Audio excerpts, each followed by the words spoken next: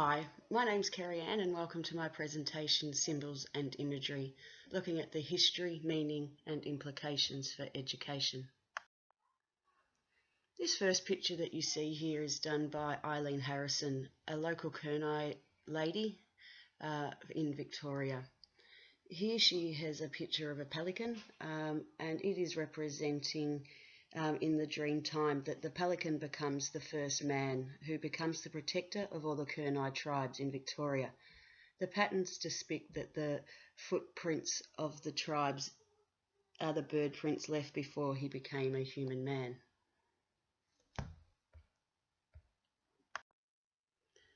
So the use of imagery and symbols and metaphor within the Aboriginal culture is an ancient practice and tradition.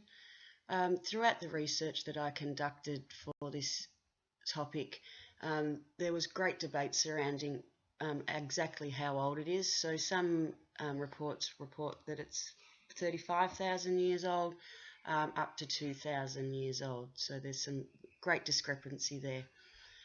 There are locations all across Australia with rock art, bark and the use of sand. So the use of imagery and symbols provide a learning ancestral framework, and it's strongly connected to the dreaming. The dreaming or dream time is a framework and symbol system involving metaphors. It's the Aboriginal understanding of the world and how it was created. It is the beginning of knowledge from which the laws of existence came. For survival, these laws must be observed.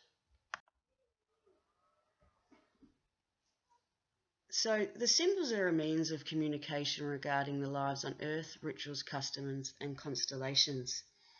An interesting thing I found while researching this was the constellations and how the Aboriginal use these within their dream time and their stories and their metaphors, and how it relates to their practices on Earth.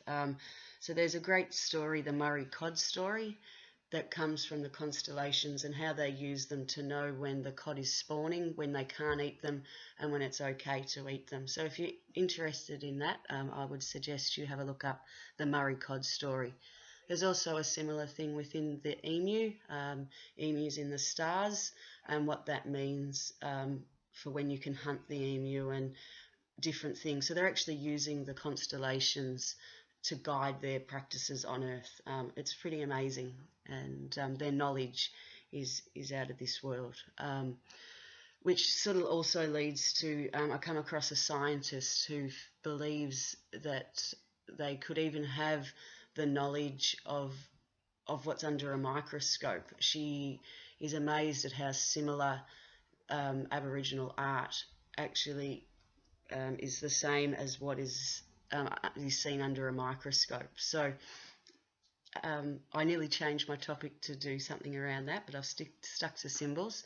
But if you are interested in that, I would certainly encourage people to have a bit more of a look. So within the Aboriginal art, the background why there is dots and it's not just plain is that it is there to create a sense of movement. The colours used reflect nature, and the materials used are all natural, such as ochre.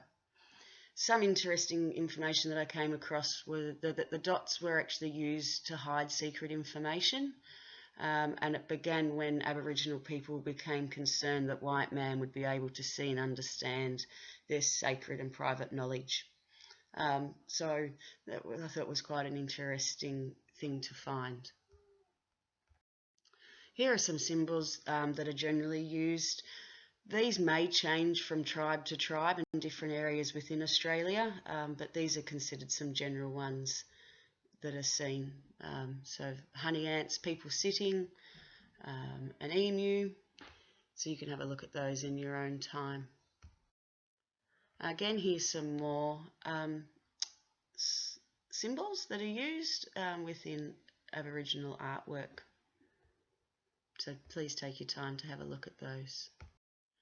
This is another painting done by Eileen Harrison. As I said, she's a Victorian woman under the Kurnai tribe. This one is a picture of a family hunting kangaroos.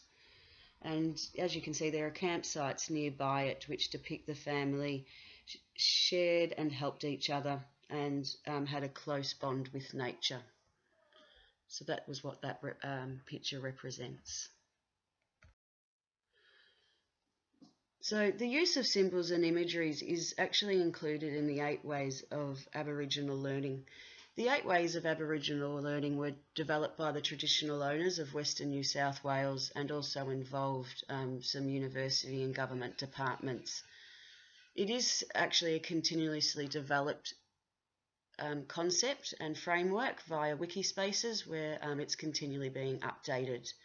It is managed by the Regional Aboriginal Education Team in Western New South Wales at the Aboriginal Knowledge and Practice Centre in Dubbo. The 8 ways that they've found that were, and these may change from area to area, and they strongly encourage that people still try and develop relationships with the local Aboriginal community and not just believe that it's the same all across Australia. There are lots of differences, though they did find that there were some similarities. So some of the 8 ways that they encourage educators to be aware of regarding Aboriginal learning is story sharing, land links, learning maps, the use of symbols and metaphors, non-verbal, non-linear, deconstruct, reconstruct, and community links. So considering that the use of imagery and symbols is considered one of the ways that Aboriginal people learn, it's important that we take that into consideration.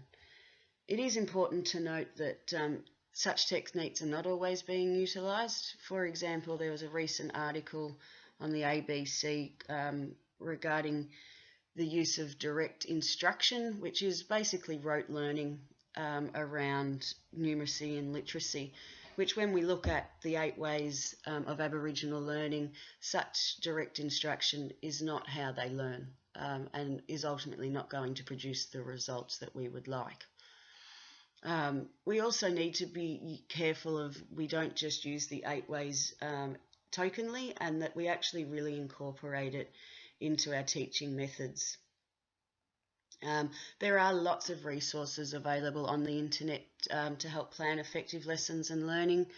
There are also, as I said, encouragement to actually engage with your local Aboriginal community to develop this. So one of the points they use is that you need to use the Aboriginal perspectives in your teaching methods rather than your teaching content. As I mentioned before, the emu in the stars, the website that I was looking at discussed how instead of just using the mythology behind that there's an emu in the stars, actually to explore that meaning further, and as I discussed, how that relates to life on Earth and nature. So again, just making sure that we don't use it tokenly and marginalise the Aboriginal students even further. So this last painting here is again done by Eileen Harrison, and this one is depicting campsites, and that campsites were always portrayed as being circular, and it depicts men sitting around and talking. Thank you very much for listening to my presentation and my PowerPoint. I hope you have learnt something from this, and I really look forward to everyone's feedback on how I can improve. Enjoy your break, everyone. See ya.